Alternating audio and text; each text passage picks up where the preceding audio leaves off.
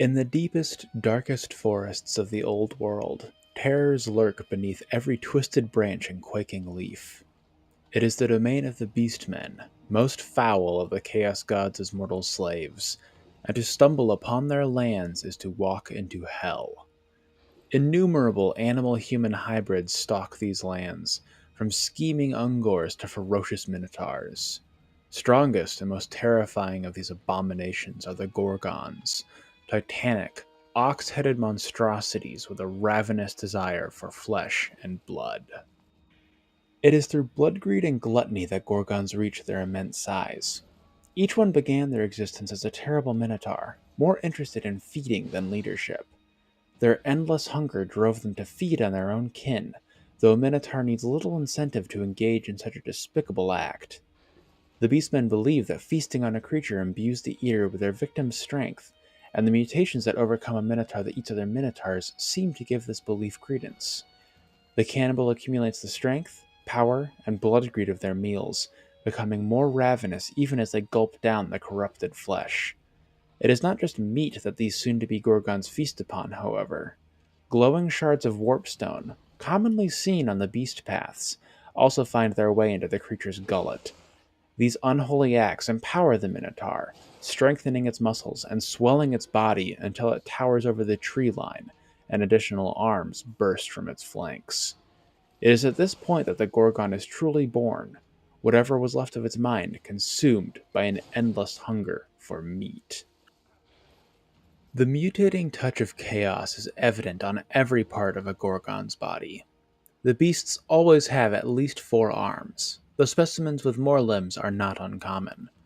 Several of these appendages end in huge axes or blades capable of cleaving through armored knights and horses in one blow with contemptuous ease. The other arms of a Gorgon end in grasping hands, eagerly reaching for fallen enemies and shoveling them into the creature's ravenous jaws. These mouths can be found all over their twisted bodies, hungrily snapping at the faintest scent of blood. Without the use of magic, Gorgons are completely uncontrollable, even by the Beastmen. Left to their own devices, one of these brutes will eat an entire warherd in a single night. Unfortunately for the forces of order, the brave shamans of the Beastmen know the secret incantations required to bind a Gorgon to their will.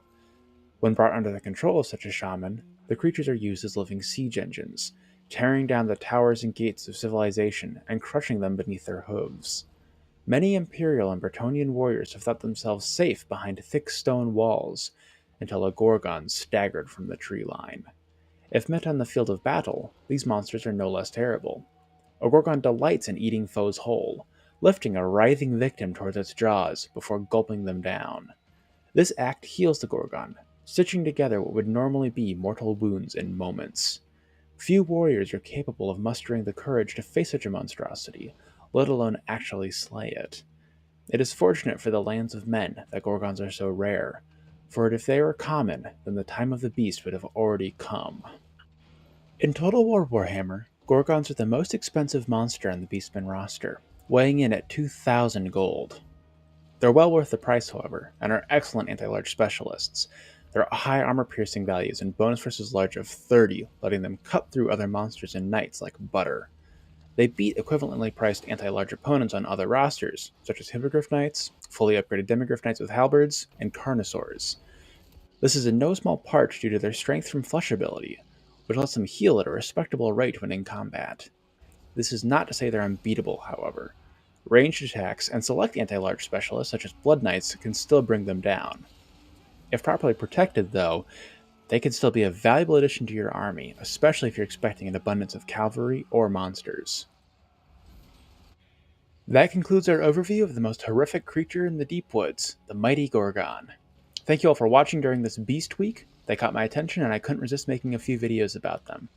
If you enjoyed this video, be sure to like and subscribe to the channel to keep seeing stuff like it. Also be sure to comment if there are any factions, units, monsters, or items you'd like to see me cover in the future. As always, I am open to suggestions. Until next time, this has been Sigmar's Chosen, signing off for now.